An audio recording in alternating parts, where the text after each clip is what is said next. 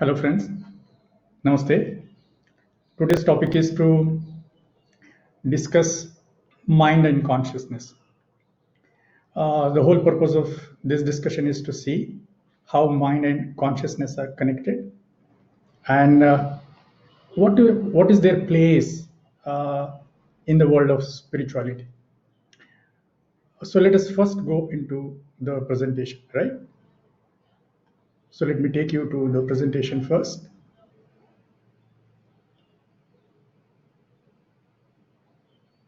See, this is the most powerful instrument that a human being can have.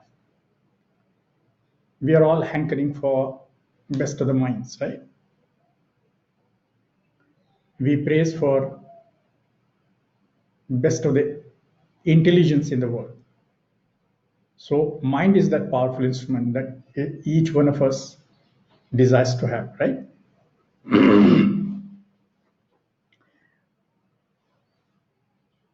But then there's something called brain, right? So what is brain and what is mind? Brain is that physical stuff. See, if you think that mind is a physical stuff, mind is not a physical stuff. Mind is more a psychological stuff. See, mind has got a spin from the past. Uh, Mind has its own creation. It has got its own Big Bang. See, think of a toy. We give a small toy to children, and these toy they move when we move the key and the winding is complete. Uh, Till the winding is unwinded, the toy moves, right? So, in the same way, this mind has got that spin from the past. The past karmas, the past actions, and also the present actions and the present karmas. We have these, we have various concepts, ideas, notions, and all these are coming from the past. So, a conditioned brain is called mind. Brain is that physical stuff which has inbuilt capability, and that is coming from the nature, right?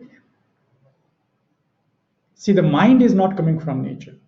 Mind is coming from our past, our culture, our society, the people around us, the culture that our upbringing has taken place, the religion that we belong to, and so it is a stuff made up of various ideas, notions, prejudices. So each one has his own idea of a kind of a mind. But brain is not that stuff. Brain is that physical stuff made of made up of gray matter, and that is coming from the nature. So it is a gift of the nature. Think in this way, like that, like this computer. Now this PC, this laptop that I'm doing presentation is of HP. I love HP. Now, when you take this brand new piece, when it is coming from the factory, and then when it is shipped to you from the source, it's absolutely original, right? But that PC has got all those capabilities possible to do various functions, right? But then it doesn't have any kind of database fed from you. It doesn't have your information, your ideas, your information, your images, or whatever the stuff that your own database that is coming from you is not fed into that computer. So it is devoid of all that. But it has all that capability to do various functions for you. Same is the case of the brain. The brain is always in a purest form. But when various information, various ideas, various notions are fed into that brain. It then takes the shape of a mind. Then it becomes psychological, right? So it is that kind of mind. So a conditioned brain is called the mind. Now this brain is this stuff. The neurologists say that a brain is a 2.5 pound jelly-like substance, and it's having some 100 plus billion neurons. See, the very well-known figure in the present day, of course, apart from various neurologists who have worked in the past, but currently the person who is considered as some kind of an authority when it comes to brain and its working is a gentleman called Dr. Rama. Dr. Rama is an Indian, and then he migrated to US some 35, 40 years back, and then today he is a world-renowned authority when it comes to the brain and the various mysteries of the brain. So you can see some of his videos. You can see his. You can read his books. Probably you will come to know much of the mysteries of the brain. Right. So the brain looks. It's a very small stuff in the body, but has got enormous capabilities. So these 100 plus billion neurons are always interacting with each other. They're doing some kind of networking, like we do our networking in the social media. We do our networking on the LinkedIn with our professional friends, with other friends in the world. In the same way, these 100 billion plus neurons are making a kind of networking. They're connecting to each other with their electrical signals, and they're transforming information. And you know, if you want to really reckon the number of this networking, I'm very sorry for my throat today. uh, Dr. Rama was saying in one of his lectures that a gentleman has tried to uh, tried to reckon the number of this networking. What do I mean by networking is that, let's say there are three things: A, B, C. A can connect to B, B can connect to C, C can connect to B, B can connect to A can connect to C, C can connect to A. Like that, this is what is called the permutation or combinations. So there is a mathematics for the permutations. So if we just take these three letters, say A, B, C, what is the number of the permutations? If you apply the mathematics, it comes to some 6, right? In the same manner, a gentleman tried to reckon the the networking, the count, the number of this networking of this 100 plus billion neurons, and his estimation is that it comes to more than the known particles in the whole universe. So how strange it is, right? Just think how strange it is. And so uh, more than the known particles in the whole universe. Now these networkings, they create a kind of in a state. So in a particular networking, the brain creates a particular state. In another networking, the brain creates another state. So uh, just think of the state of Sahasrara, or the state of enlightenment that the world of spirituality is talking about. They're talking about a state called Sahasrara, means in a literal, the literal meaning is the 100 petal flower. I mean, it is a it is when a 100 petal flower, how it flowers, the opening of the petals of 100 petals of a lotus. It's particularly a kind of a state a kind of a state of trance in the spiritual parlance, in the spiritual discipline. So it is a kind of an experience of a particular state of the brain, not state of the mind. Of course, that state of Sahasrara is a state of no mind, where thoughts are ceased and they have no meaning. You are in a state of silence, and then you transcend that silence. So you come across of something divine in the silent state of your mind. So when I use mind, silent state, I simply mean that it's devoid of thoughts. So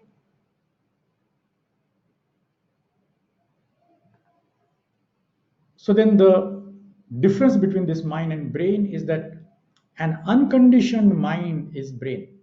So brain is that stuff which is not conditioned, and mind is that stuff which is conditioned.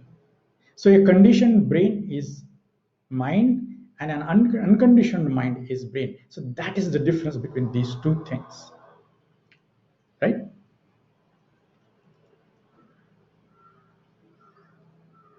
So then what is consciousness?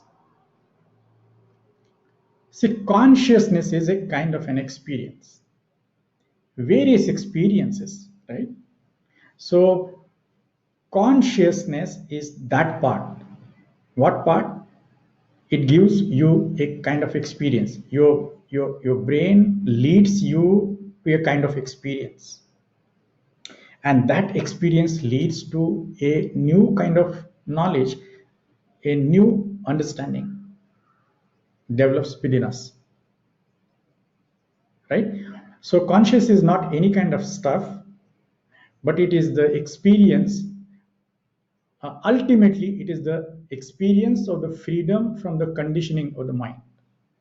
So when mind experiences this unconditioning from the past, from various notions, from various ideas, from various concepts, and it comes in contact with something that is existential, like when you eat a fruit called apple, like when you drink shake, like you have a nourishes food, like you have a good night sleep, like you come in contact with a garden, and you feel for a moment, the moment you see that garden, you feel a kind of beauty. When you come in contact with, let's say, a sunrise or a sunset, now that kind of an experience elevates you. It gives you a kind of new experience, and from that experience we get a new kind of understanding. So consciousness is that part. Now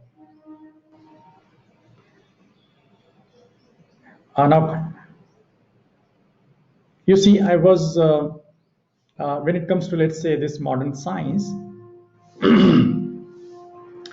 I was listening to Michio Kaku, a great mind.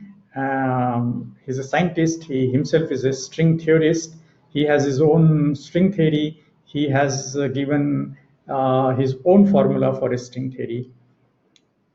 Now, this gentleman says that there are some 20,000 odd papers written on consciousness, and he was saying that none of them really agree with each other. So these 20,000 odd research papers written specifically on consciousness, they do not agree on anything. And the strange thing is that Western thought has a different connotation of consciousness, and the Eastern thought has a different connotation of consciousness. See, there are essentially two paradigms. One is the way of the Western world, which predominantly scientific and objective, and the other is the Eastern thought, that is the, let me call it, the Indian side, the Hindu way of thinking, uh, of life, right? Now, the paradigm of these two thoughts is that the Western philosophy, the Western science, thinks that consciousness is a byproduct of matter. That when matter evolves to this level of a human being or a life, and that gives rise to consciousness, is what the Western uh, paradigm says. So it says that consciousness is a byproduct of matter. Whereas the Eastern philosophy, uh, more specifically the Indian thought, the Hindu way of looking into uh, mind and consciousness, uh, the Hindu thought says that matter is a byproduct of consciousness. There is something that is already existing, but it's neither an energy, it is not a force, it is not a matter. No matter what we can think of, it is not that. We'll go into this later. There is something called, see, various Upanishads talk about consciousness. The word that they use is Chaitanya. They also say the fourth or the Turiya, more particularly the Mandukya Upanishad names it as the fourth, the pure consciousness. Now, this consciousness, what they call, which I am calling a supreme consciousness, for the simple reason that there is nothing beyond that. So, it is not a stuff. It is not in the sense of mind. It is not in the sense of brain. It is not a physical stuff. It is not a psychological stuff. It is unborn and it's immortal. It is not caused. It is uncaused. It is already there. It is already existing. It's something like a ocean is existing and the waves surface out of that ocean. In a similar fashion, it is already existing, and this whole stuff called the world surfaces out of it. So this whole thing around us, including we, the whole world, the whole life, the whole existence, is a byproduct of consciousness. So there are these two paradigms, there are these two thoughts. And you know what? This Dr. Rama, I'm a strong advocate. I have always been saying in my writings, I have always said this. I continue to maintain. I'm also saying this in my video talk, that he is a strong contender for a Nobel Prize. See, the kind of work that he has done in the world of neurology, it is uncomparable. But you know what? He has never been considered for a Nobel Prize for the simple reason, if you go into all his talks, if you go into his works, if you go into his philosophy, if you go into his thinking, you will find a little inclination towards the Eastern mysticism. And I bet you can note down anybody who has got this little inclination towards an Eastern thought, one who has an inclination, a bent towards Eastern uh, metaphysics or mysticism, this person will never be given a Nobel Prize no matter what he does in his own field. I can give you in writing if you want. Note my words. And anybody who has got a little leftist inclination and who thinks out and out in the world of matter, who thinks that matter is predominant and consciousness is a byproduct of matter, now this kind of a person, when he comes out with his work, when his work is recognized, only this kind of person will be given a Nobel Prize. You note this down very clearly. Friends, there is a person called Richard Dawkins. This gentleman is a brilliant scientist. He's a evolutionary biologist, and in the words of Richard Dawkins, Dr. Rama is a Marco Polo of neuroscience. So my heart really beats for people like Michio Kaku, Dr. Rama, Richard Dawkins, for instance. I'm just saying there are many more like that in my mind and heart. So let's move on, right? So consciousness is that stuff which is part of the experience of the mind and beyond, right? The subconscious thing. So what is this subconscious thing? You see, the mind, you can divide the mind into three components. One is the unconscious part of it. The other is the subconscious part of it, and the third is the conscious part of it. In the same way, it is somehow, you can take this analogy like how the scientists divide the whole existence into three kinds of energies, three kinds of matters. One is the matter, as matter the way we know it, the something 2.5% of the whole thing, and then something called dark matter, somewhere around 5%, and the rest of all is what is dark energy, right? That's what they call it. So these three bigger components. In a similar manner, the mind has these three components, the three major components. One is the consciousness, which is hardly a percent of it.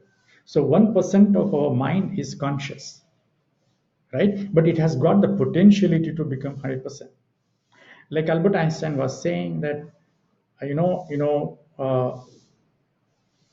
we can use. I think we have this capability of using only some 4 or 5% of our mind.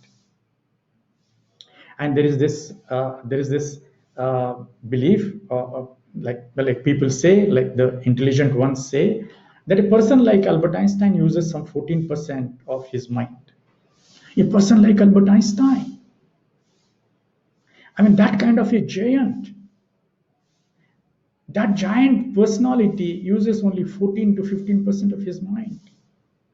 And it is also said that a person like Buddha uses some 100%. He uses 100% of the mind. In fact, he goes far beyond the mind. He transcends that mind.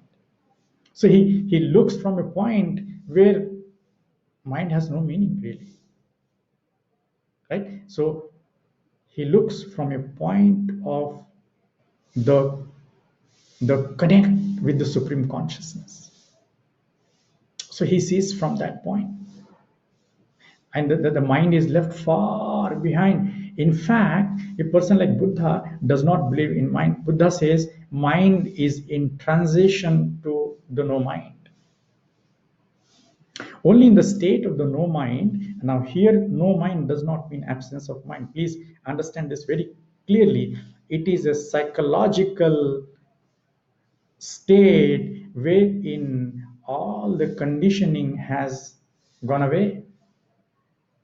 You are just confronting with a kind of an experience. And what that experience is, that the thoughts are ceased. It's a state of silence. Like in an ocean, now we can think of, like in a relative way, we can think of a silent ocean and a turbulent ocean.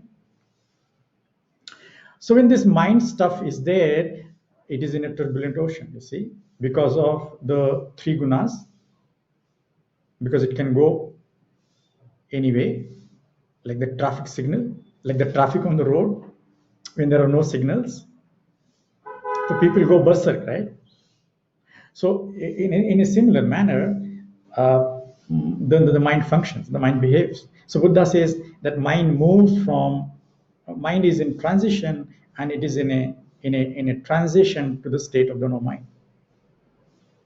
So when it comes to this modern physics, we divide the mind into these three components, where consciousness is just 1%. The subconsciousness is that part which connects the consciousness and the unconsciousness. So maybe we can say that this subconsciousness is somewhere around 4 or 5%. Exactly, there are no. I mean, there is nothing like into numbers. I'm just saying, just for the heck of understanding. And the major portion, the 85, 90%, that big stuff is what is called unconsciousness. So let's first read this to understand better and to move further. So subconsciousness is a storage point for any recent memories needed for a quick recall It serves as the random access memory of the mind. It's more mechanical in nature. It's something like the same computer. In computer, in other digital devices, in our mobile phones, what we have something called a RAM. So this subconsciousness behaves or functions in a similar manner. It's for a random, quick recall. Yeah, it stays there temporarily for our need, and then when we don't need it, it goes back down in the depth of the unconsciousness. So once the conscious mind trains an activity, the subconscious mind takes charge of that activity. Now, what does this mean is that just think of that you're driving a car. Let's say when we don't know how to drive a car, when we are learning with a good driver, our conscious mind comes in contact. I mean, it comes in the front. So what comes in the front end, so in IT parlance, we call this front end and back end. So think like that. The unconscious mind is in the back end. The subconscious and unconscious mind is in the back end. And this conscious mind is in the front end.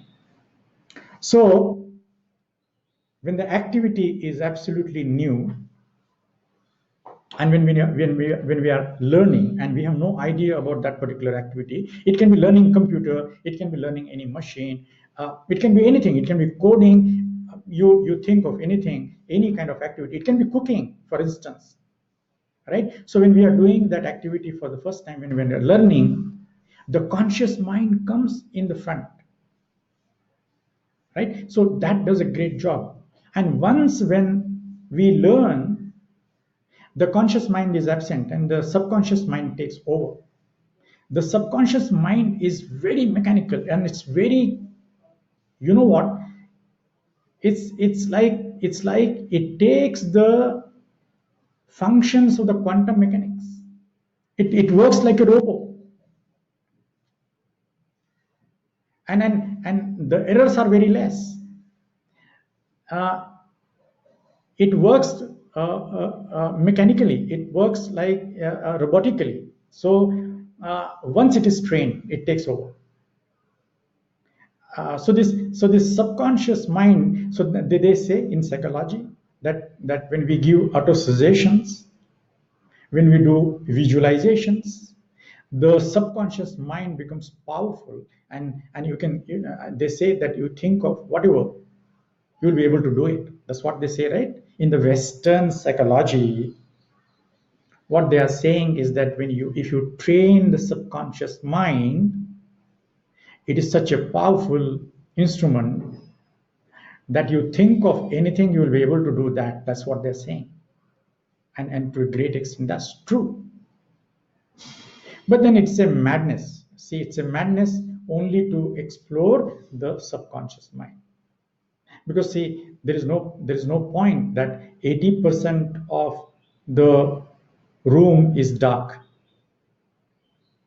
and only, let's say, a very little 10-15% of the mind is lit, so it is of no use,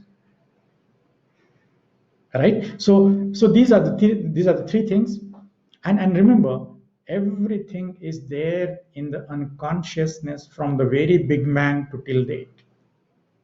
Don't think that we are only storing the memories of this life. No.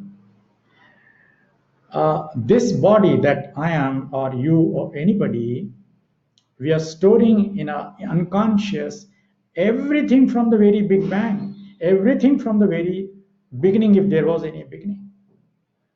But then all has gone so deep into the unconscious, it is very difficult to let it come on the surface, and it's not relevant.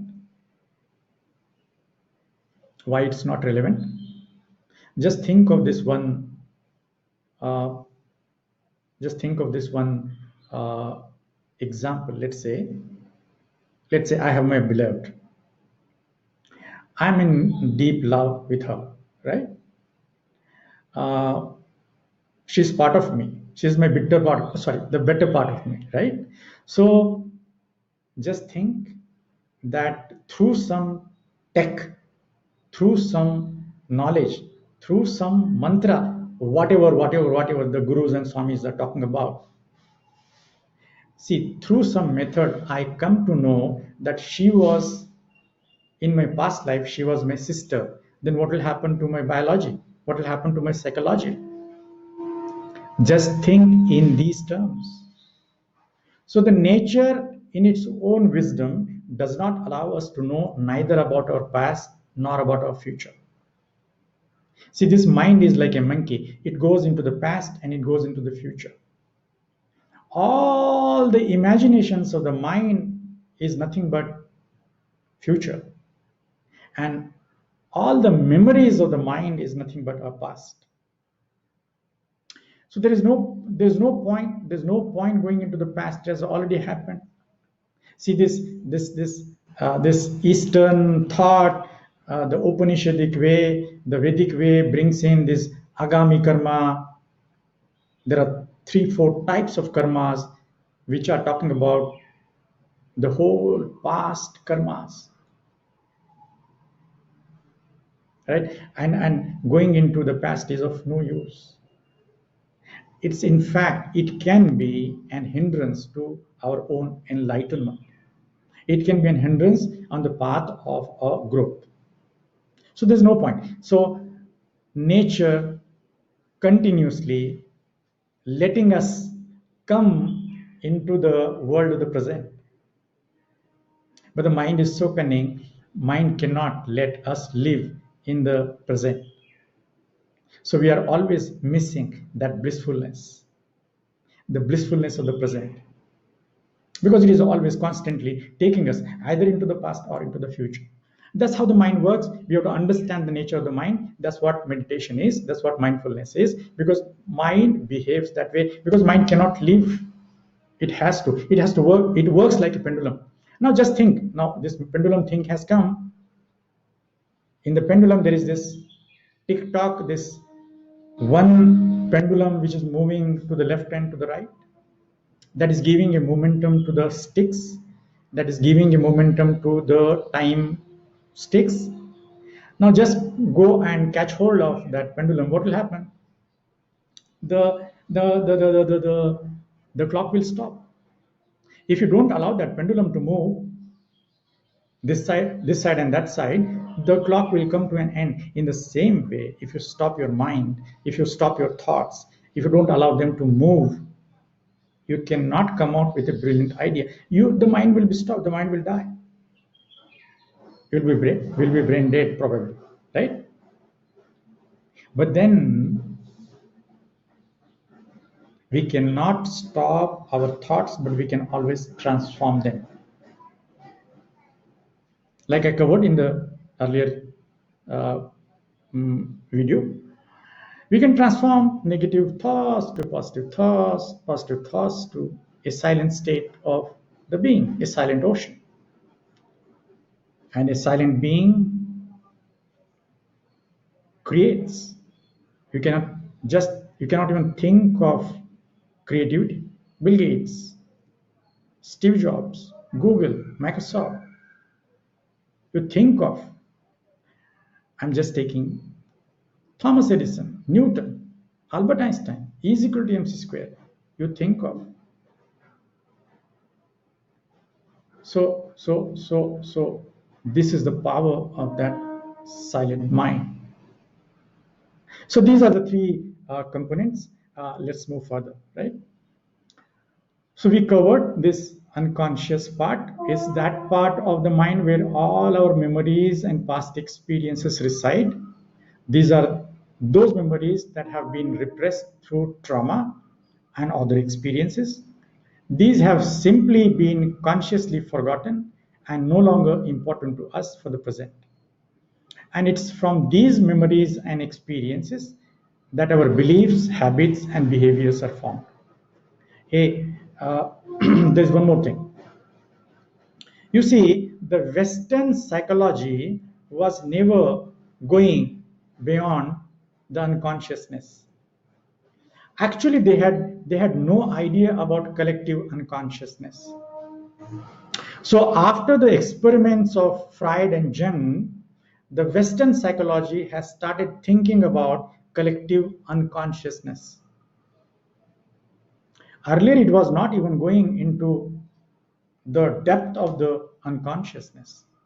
But just see the Eastern mysticism, the Eastern thought, the Hindu thought, they have gone far deeper into this.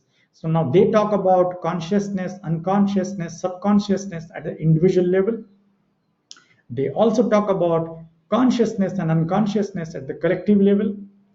And they also talk about consciousness and consciousness at the cosmic level. And then they also talk about the one that is beyond all this is what is called the supreme consciousness or the pure consciousness or chaitanyam or turiam. You call it whatever, which I said that it's already existing, right? Everything is a byproduct of it. Everything is arising out of it. This whole creation is arising out of it, just like how waves are arising in the ocean. Just an example. You cannot substitute any mundane example for that spiritual experience. It's a wordless experience. It has to be that individual's own experience to substitute for any kind of satisfaction. I mean, it's like giving Coca-Cola, or it's giving like shake, or it's giving like water. No, that thirst cannot go, because it's your spiritual thirst. It cannot go away by concepts. It cannot go away by dogmas. It cannot go away by theory. It cannot go away by information. So the mind has to really travel that individual journey and arrive at that point. Yeah, at that point where it transcends all these barriers, all these layers. Now, so let's move on. So we have these layers: consciousness, unconsciousness at an individual level, consciousness, unconsciousness, and unconsciousness at the level of the collective humanity, and then consciousness and unconsciousness at the level of the cosmic. See, what do I mean? See, there is a lamp here, there's a light here, there are trees around, there are Himalayan the mountains. See, what do you want? You don't want that star to become a human being like you and me. You don't want. You don't want that a small insect or a bee or a honeybee or a tree or a flower. You don't want them to flower into the world of humanity. You don't want to. You don't want them to become human beings like us and talk the way we are talking. And then finally, you don't want them to experience what people like Krishna or people like Rama, people like Buddha have experienced. You don't want them to go through that, mm, uh, travel to that. That's what the existence is doing, right? So dark man, one day the dark energy will become energy, the energy will become matter, matter will somehow travel to what we are today, the human beings, those who have the highest intellect. That is what we say. Yeah, in spite of doing all this harm to environment, ecosystem, everything, we have the highest intellect. Let's think about it. Let's ponder. Let's ponder. Do we really have that intellect? Because see, to me, enlightenment, education, environment, they all have to go together. If you don't have an environment, if you don't have an ecology, what will you do with enlightenment? We'll have to commit suicide, right? So there is this ecosystem that is around us, which is already there. So whatever God or whatever he or she, we cannot term God in the terms of that gender. So it is available to us. This whole ecosystem is available to us to experience life, go through this life, experience that blissfulness, enjoy this life. Like, we have not come here to fight wars. Idiots do wars. Idiots scuffle. Idiots quarrel. Idiots fight. Right? Intelligent people don't fight. Intelligent people debate. Intelligent people will discuss. Intelligent people will bring various perceptions, various ideas. See, it's your freedom to differ with me. We are not talking from the point of view of agreement or disagreement. That's very cheap. I'm not talking from that point, like that you will have to agree with me or disagree with me. Agreement or disagreement is your freedom. We are walking on a path of discussion. We are deliberating. We are brainstorming. We are bringing in various perceptions. We are bringing in various ideas. We are bringing in various notions. Now in the Eastern, again I'm bringing this Hindu thought, in this Eastern mysticism, we call it shastrartha. It's a spiritual debate to go into various perceptions, to go into various forms of knowledges, and then travel individually on that path and attain to that which is formless, which is non-dual. We called it Advait, right? So let's move further. Now, what is the spirituality then? So religions have lost their meanings, right? Religion is not that important today. What is important today is then spirituality, right? Religion again divides. Each religion has got their own kind of god. Each religion has have their own kind of commandments, right? Don't do this, do this. It's of no use, right? We cannot live according to the commandments. We have to live according to our innate wisdom, right? That has to be an individual's discovery. It cannot be by book. I cannot live my life by book, right? We cannot live by books, right? Books are there for inferences, for thinking, for giving some kind of a kick to your mind so that it propels it, it jumps into something, and it finally jumps into the unknown, right? So spirituality is that ecosystem. It's a bigger thing, the whole thing. It's a process to know yourself. Now go into any kind of Upanishads. Every Upanishad is talking about the discovery of your own self. It is not talking about anything different. You bring me any Upanishad, I will show you that every Upanishad is talking about discovering yourself, the true individual self, right?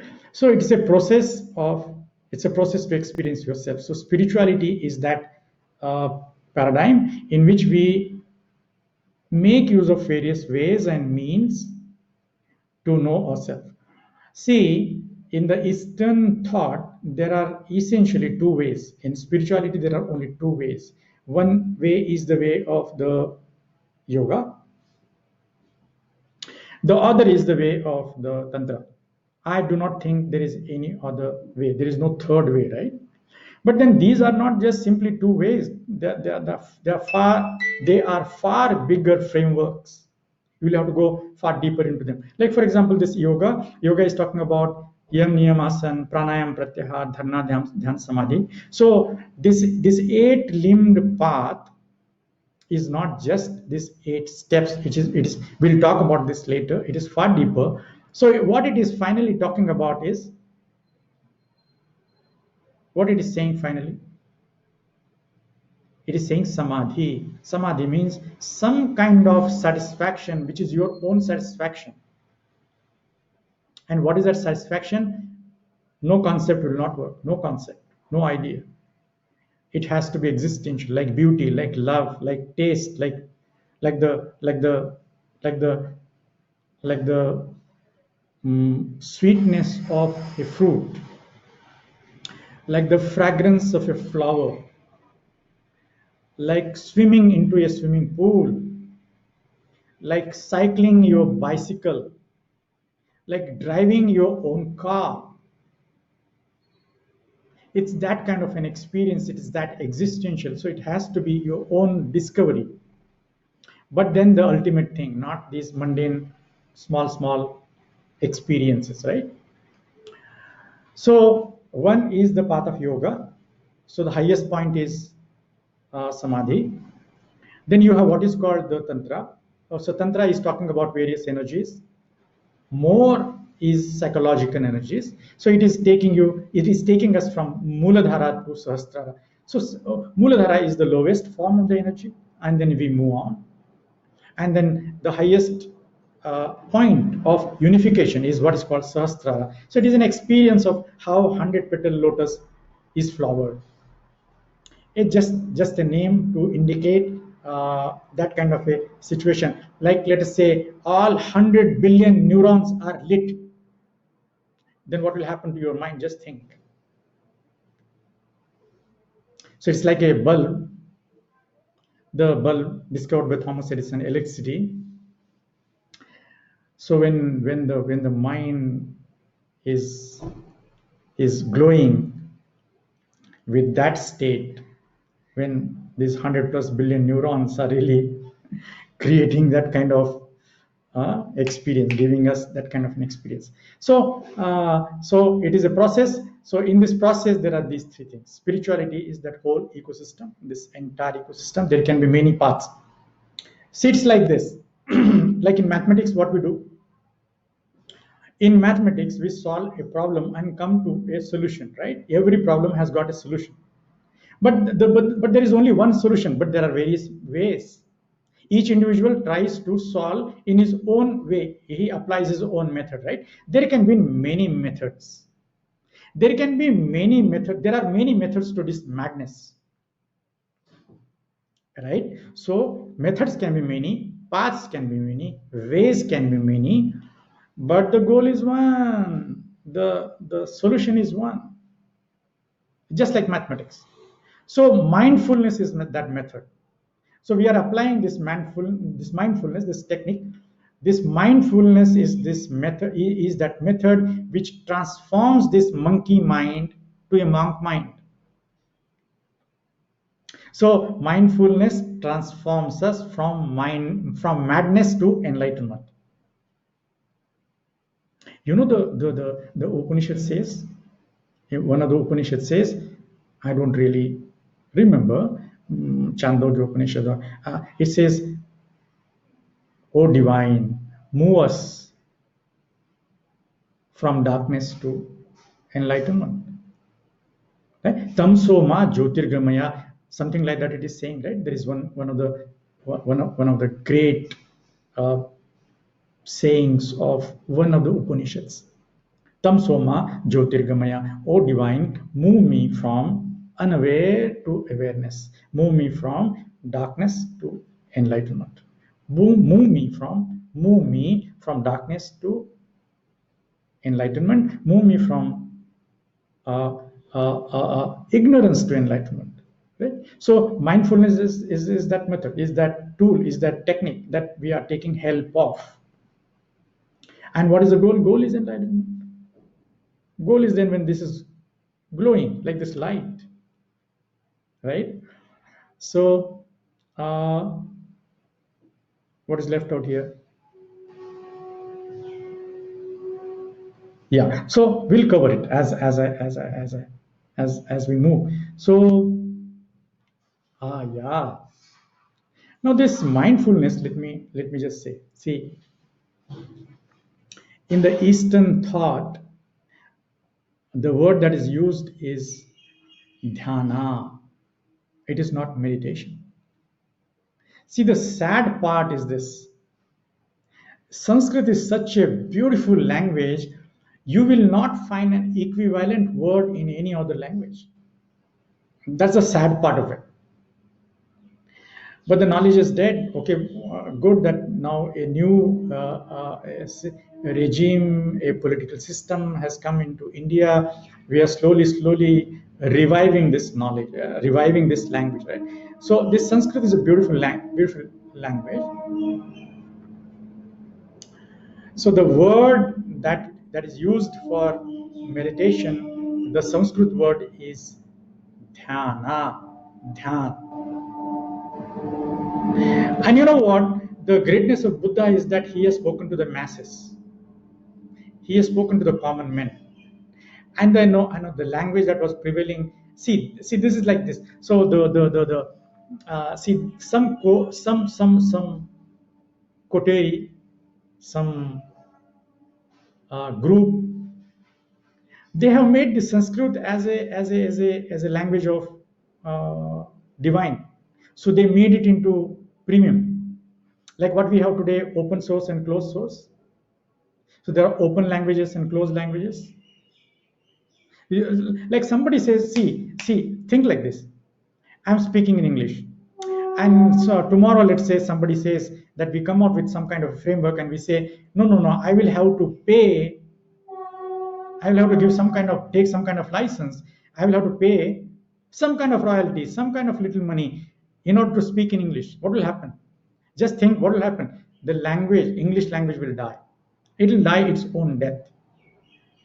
That's why open source is growing, why closed source is dying, for the simple reason. But then you know what? Like we are in the world of startups, we are saying that uh, we are coming out with brainstorming. Underground technologies which are killing the earlier monopolies. I'm not getting the word here. Some breakthrough technologies. See, this is what Buddha did. Buddha spoke in a language called Pali. It was the language of the masses. And you know what was the word? A corresponding word to dhyana? It was jhana. Jhyana.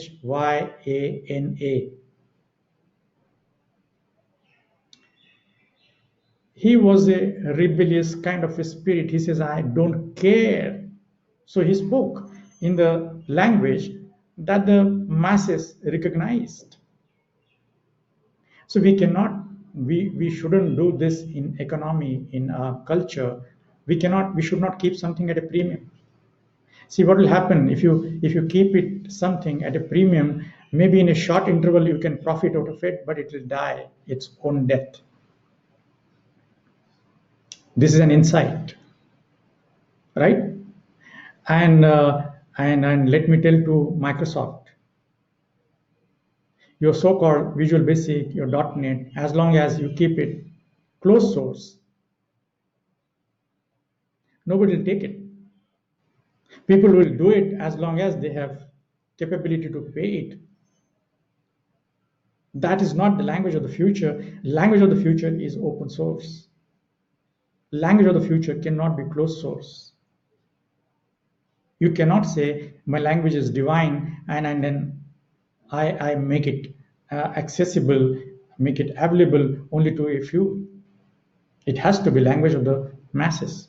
So that's how Buddha did. So Buddha spoke about spirituality, spoke on spirituality, on meditation, on various ways and techniques, and then he spoke in a local uh, vernacular language called Pali, and the corresponding word for this meditation, which the Western world recognizes it as mindfulness or meditation, was jhana.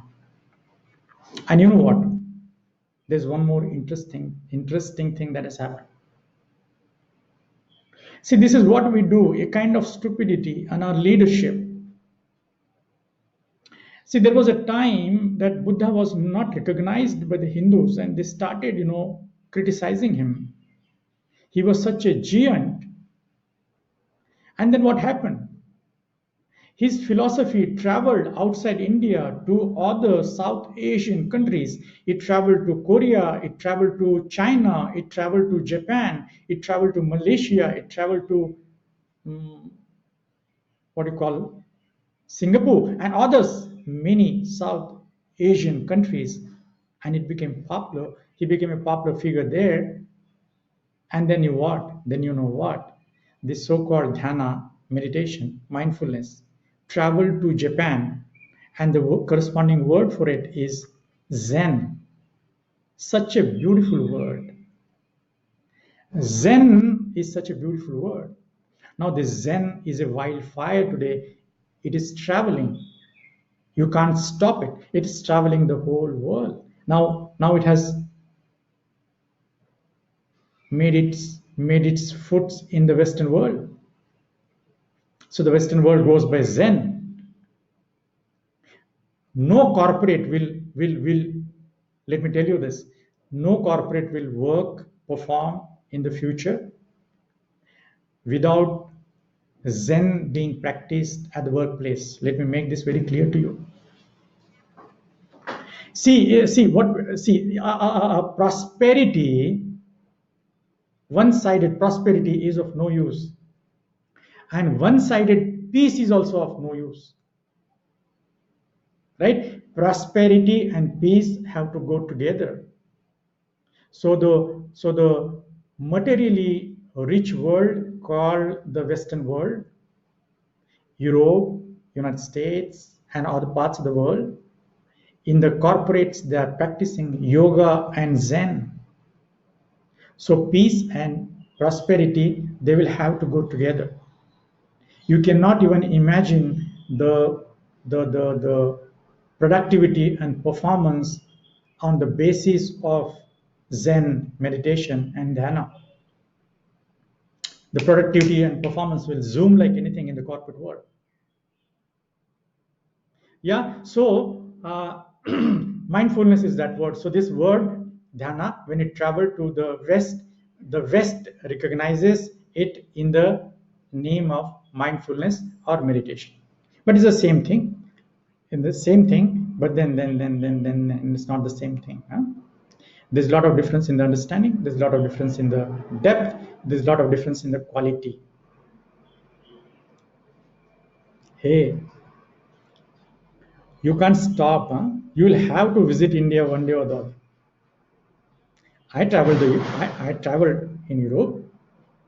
My two kids are working there in Germany. But then what? India is unique. So if you want to really learn true meditation, then India is that country. I mean, what I'm saying is you will have to have some kind of glimpse, some kind of taste, some kind of. You can't go away. You can't simply say that, oh, I'll practice only in the US. Yeah, so okay, fine. So we'll talk about that later. I don't know what is the time that we have really taken. See, a big video is not good. It should be short and sweet. So mindfulness is a method. It's a method to observe the activities of all the above types of minds: the conscious mind, the subconscious mind, and the unconscious mind. So the conscious activities, the subconscious activities, the unconscious activities, the mind has to reckon, the mind has to recognize, the mind has to go through the witnessing consciousness. The witnessing mind has to witness all this in order to arrive at the true reality. Yeah. And mindfulness frees us from the conditioning of the mind. So this is the beauty. Beauty is when we bring in observation to the activity that we are doing. It brings in quality. Yeah. So what does it mean when it brings in quality? Means the mechanicalness goes away, the roboticness goes away. So the activity, the quality of that activity is enhanced through mindfulness. Yeah. So let's move further. The final thing that we are all hankering for. Right? So nothing nothing lightens us than enlightenment, right? It lightens us like air, like a balloon filled with helium. It goes up and up and up, right? It's like that. So it makes us lighter and lighter and lighter. You know, why do we feel this weight? Why do we feel this stress? Because of this monkey mind, you see. It is very filled with all these kinds of thoughts. And in the earlier video, I was talking about these thoughts. How many thoughts? They say some 50 to 70,000 thoughts in a day. And you know what? 70% of them are negative. It's just like the traffic on the road. Just think that if we act upon all these 70% of the negative thoughts and we translate them into action, what will happen? We'll go berserk, we'll go mad, we'll go schizophrenic. We'll be somewhere in the mental asylum, right? So this traffic has to be taken care of. So mindfulness helps there to take care of this monkey mind. The monkey mind which is jumping from this tree to that tree, which is jumping from this fruit to that fruit. So we have to move. So meditation is that tool that helps us to move from the monkey mind to the monk mind. Now, monk mind means don't think that you are wearing some namam here, you are wearing some, some kind of what to say, saffron clothes, some kind of a robe that a guru or a swami wears in India. In the it's of no use. Spirituality is not some this is that those frills that we bring on a body, clothes, some kind of mala, some kind of the color that we put on our forehead, some namam, all that stuff. That is just a showy thing for a spiritual thing. It's not a real thing. A Zen master can be in jeans. A Zen master can be in t-shirt. You can be on shorts. You can be nude on the beach. It's your freedom, right? Probably the law allows it, and nobody has any problem. It's your freedom, right? It's our freedom. So believe into that true enlightenment. Don't go into this fake thing, right? So enlightenment is our destiny. This is our final thing. This is our goal. Don't make yourself into that kind of a goal, but keep it in the back of your mind that this is a destination. This is a final destination, right? Don't chase like a goal. Then it will make you more mad. So enlightenment, awareness of the experience of the freedom from the conditioning of the mind. So this is the final thing. It is that experience. So it is consciousness. So when we are bringing in this consciousness, mindfulness to a particular activity, and then finally, in mindfulness, what we are doing, finally, we are looking into ourselves at the level, at three levels: at the level of our mind, at the level of our heart, and at the level of our body. That is the actions at the level of our heart, the actions at the level of our mind, and the actions at the level of our body. And what are actions at the level of the heart? Our emotions. They have yet not translated into actions at the body level. So they are in transition. We have to catch hold of them as early as we can, right? So we have to look into our heart, negative and positive emotions. We have to look into our mind, negative and positive thoughts. We have to look into our body for whatever that we are doing in action, in terms of actions, positive actions and negative actions. So mindfulness will lead you to a state where you experience this freedom from the conditioning of the mind. Yeah, that will give you enlightenment. So nothing can substitute words. You try, you work on it. It may take time. See, it doesn't matter when I reach my goal. What is very important is that I have to, is I'm walking on that path or not. This is very important for me, right? So what we have to really see is whether we are walking on that path, on that path or not. That is very important to me. The goal is secondary. It will come today or tomorrow, right? So awareness of the experience of the freedom from the condition of the mind is what enlightenment is. This mindfulness leads to consciousness, and consciousness leads to awareness. See these three words: mindfulness, consciousness, awareness. Mindfulness is a method. So when we is a tool, is a technique. So when you make use of this technique, it will make you more conscious. So mindfulness will lead you to consciousness, and more consciousness, it will lead you to awareness one day. Awareness is that final destiny. Acha, one more.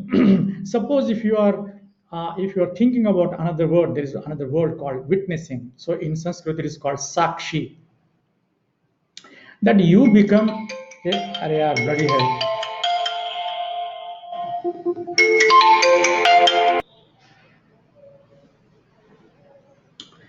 I'm sorry. So there was this call, yeah. So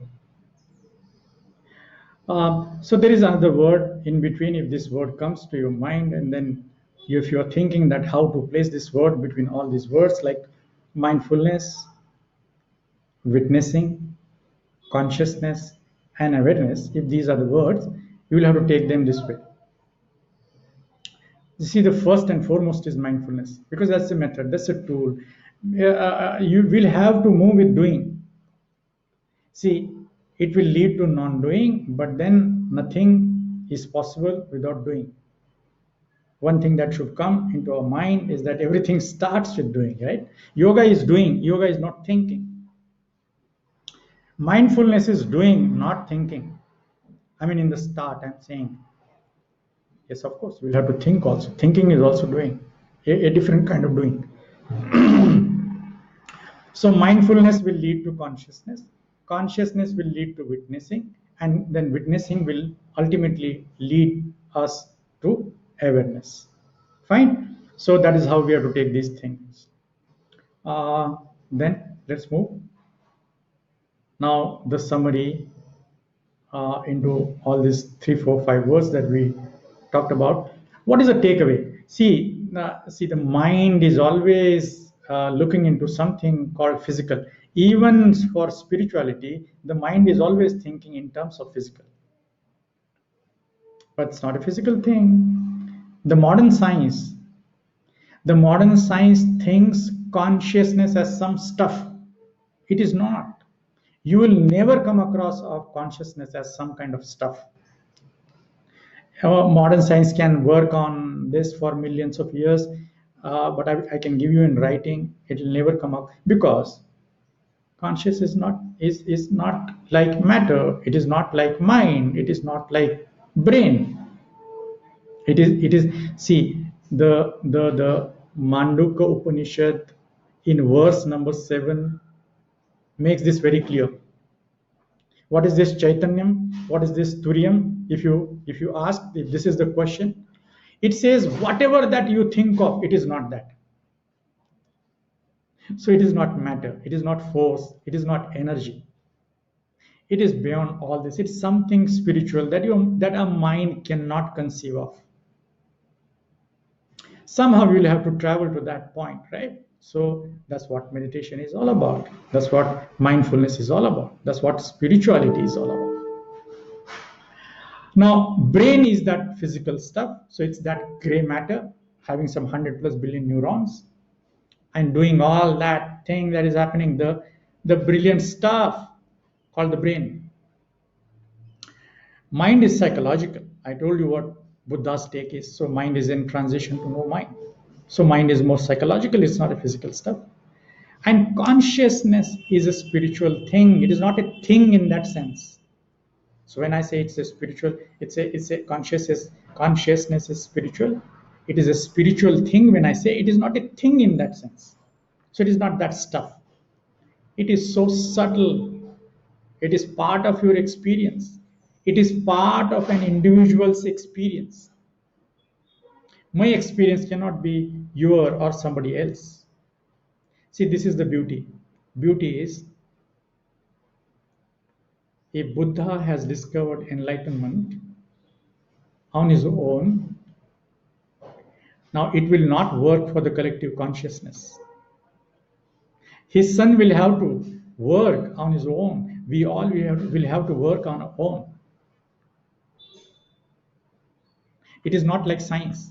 I mean, it is not like science means, for example, If Albert Einstein discovers theory of relativity, if E is equal to mc square represents theory of relativity, then it is true for all of us. We don't have to again go back. We don't have to again learn or discover that thing, is what I'm saying. If Newton, just for the sake, because there are various other things that in the Eastern, we say somebody else also has discovered gravity. So if we credit Newton for discovery of gravity, then that is enough. No other person has to again discover gravity. Of course, the meaning changes. Like, what was gravity at the time of Newton is not same. What is gravity at the time of Einstein, right? So the gravity has a different connotation at the time of Newton and beyond, at the time of Einstein and beyond.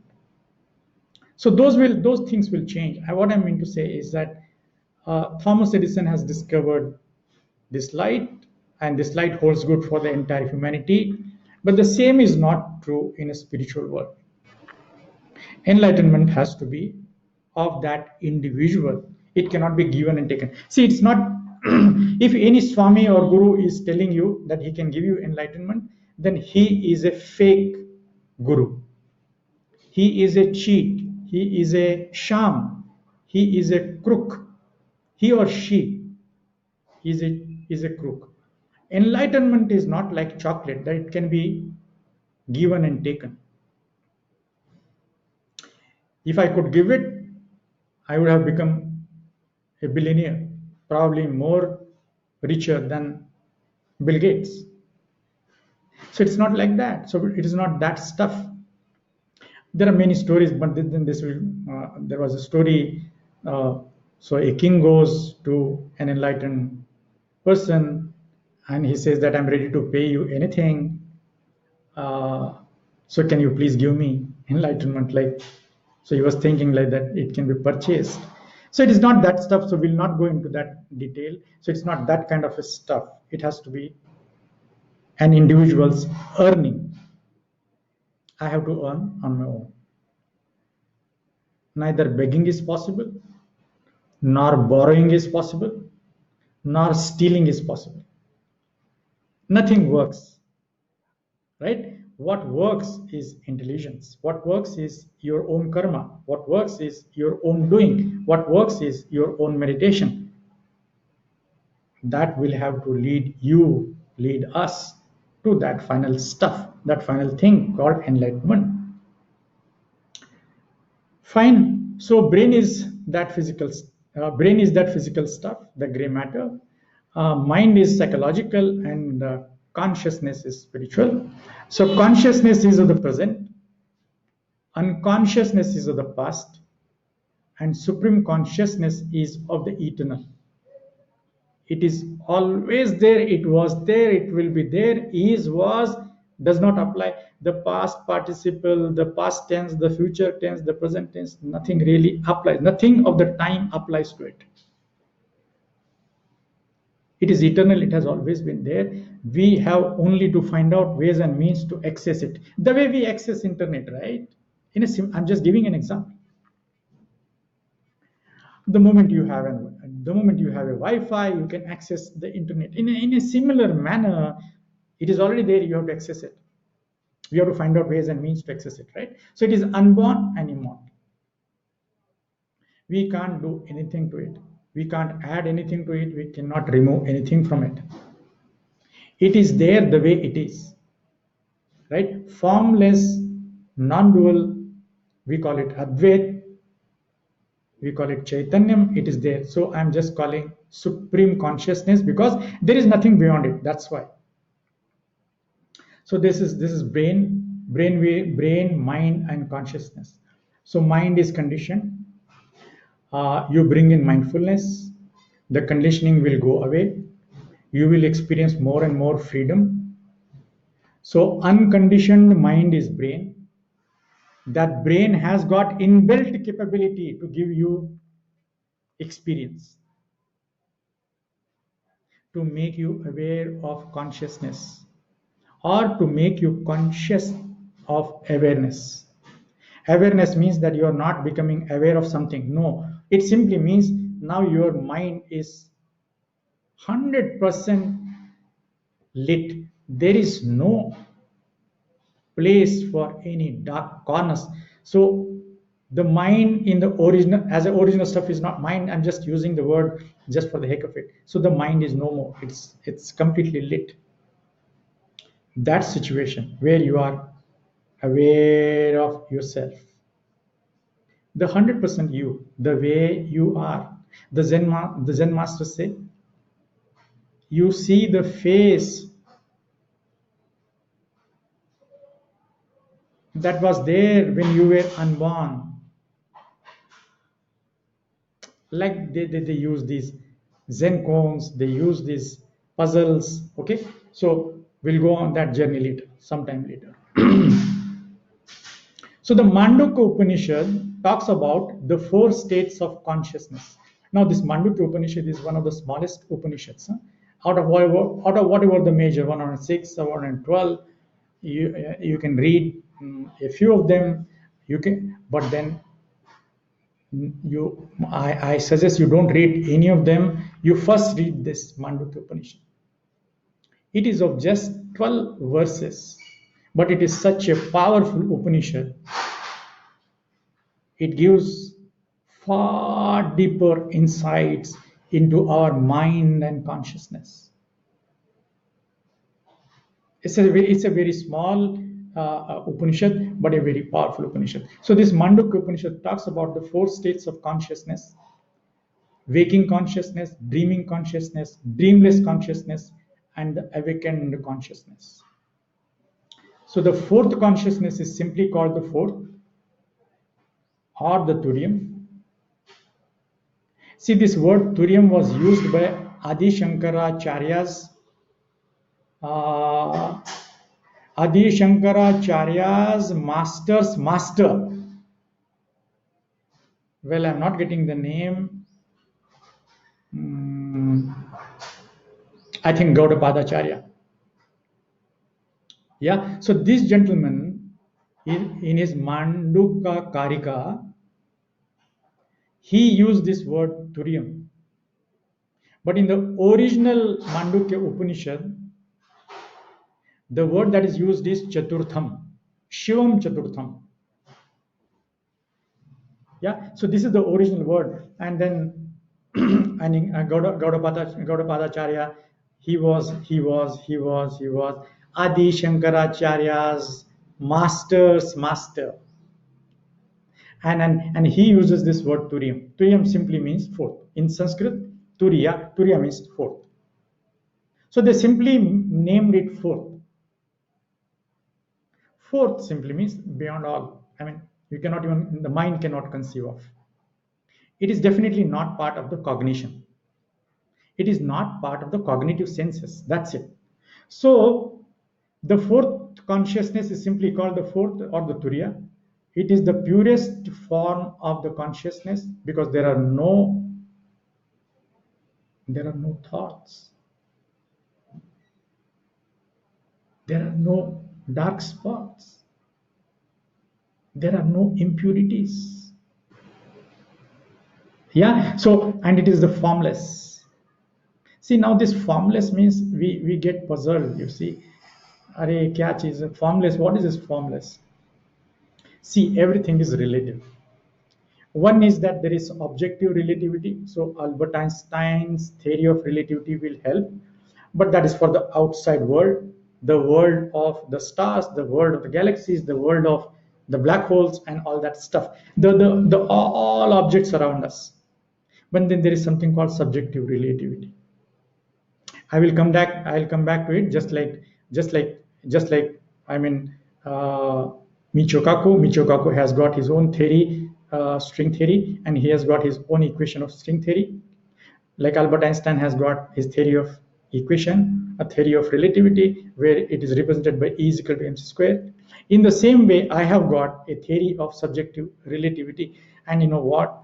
I represented it C is equal to EM squared. I will talk about that later in some other video. So there is something called subjective relativity. It is the world of that human psyche. It is our own mind world. It is our world of mind and our consciousness. It is world of our mind and various experiences. So it is that subjective world of the mind and the individual experiences. So everything is relative. So when we say formless, we will have to go in a relative manner. Let me take some examples. Like, see, there is a seed, right? Seed has got a form, and then it turns into a flower. The flower also has got a form. We can reckon the form of a flower, the form of a seed. We can recognize. And on flowering, see, the byproduct of flowering is what is called fragrance. Now you compare these three. Flower is more formless compared to the seed. You getting my point? And then fragrance is more formless compared to the flower and the seed. So you have to take you have to understand formless in this way, in a relative manner. Take another example. Take the example of water and ice. They are coming from the same thing. They are made of the same stuff. But ice is more in a form manner compared to water. Water is more formless relatively compared to ice. Water is formless. Now let's say uh, boil this water, let it vaporize, and then you have three states: vapors, water, and ice. Now you again compare in this relative uh, paradigm, that this vapors are more formless compared to water and compared to the ice. Take another example of a fruit. So seed fruit, sometimes in most of the fruit there is a seed inside, right? So the seed and the fruit, they have a particular form, so we can recognize form because we can touch and feel. They are more gross. But when you eat the fruit, it has got a taste. It has got a particular taste. Only you recognize that taste, right? Now, what is the form of that taste? It is more formless. Now, just think in the same way, this body, this mind, thoughts, emotions, and silence. Silence is more formless compared to all this. You experience silence on your own and see how lighter you will feel. That's how we have to understand formless, right? So in this whole process of mindfulness, we will recognize one day that formless state of the divine, which we call Advait, we call fourth, we call Turiam, we are saying Chaitanyam, we are saying supreme consciousness, right? My words don't matter. What matters is that experience. Fine. So it is the purest form of the consciousness, and it is the formless, and now it is free from all impurities, all identifications, and all conditioning. It is that supreme consciousness. Now this is where in that one more Upanishad, Tattvamasi Swetaketu. I don't remember. I'm not getting the name. I think it is Chandogya Upanishad or something. I'll talk about that later on Tattvamasi in some other video. So in Tattvamasi Swetaketu, in that statement of one Upanishad, that is what the father is telling to the son. Swetaketu is the name of a son, is a disciple, and his father's name is what is it? Uddalaka. Uddalaka is his father's name. He was a rishi, he was a sage. And you will be surprised to know, what? Uddalaka's father's name was Aruni. Aruni was another sage. So his son is again another sage, Uddalaka, and then his son is Swetaketu. So in that Upanishad, the father is telling his son, you are that Swetaketu. Tattvamasi Swetaketu. You are that Swetaketu. You are that consciousness, Swetaketu, is what he is hinting at. Yeah, but in a story, I'll bring that story later in some other video, right? We'll talk about Tatmavisi. It's a beautiful story. It's a beautiful anecdote to really learn about spirituality and enlightenment. Fine. So you are that supreme consciousness is what the Upanishads are hinting at. So enlightenment is the awareness of this supreme consciousness. So the final thing is awareness. And what is that awareness? Awareness is you are that Shvetketu. So, and all spirituality is the domain of this enlightened consciousness. So this whole spirituality that it is talking of, that it is hinting at,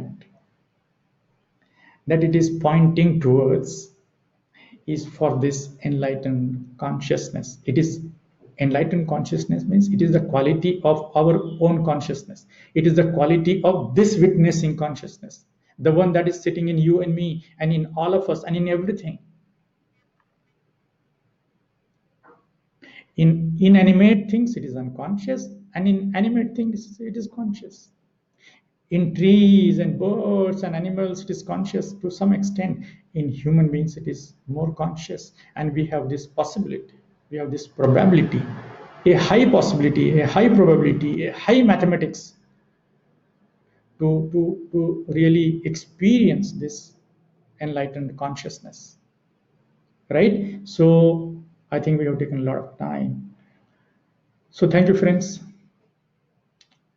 This is what I can say at the most. Thank you for listening. There was so much of time. Uh, so this is what I, at the end of all my writings, at the end of all my talks, I represent by this one saying that one in all and all in one, that is you and me. So this one does not mean numeric one. One simply means that nirvanic thing. I mean, that thing where number, mathematics, everything comes to an end. So that non-dual thing, that Advaitam, that Chaitanyam, that Turyam, whatever name that you want to give, Ishwaram. So everything is reflecting in everything around us and in each and every one of us. It is living, it is breathing. So till we breathe last, this is our wish. What is the wish? Wish is to experience that, the most amazing thing. So thank you, friends. Thank you very much. So I'll come back to you again with a new video. Goodbye. Till then, thank you. Thank you very much.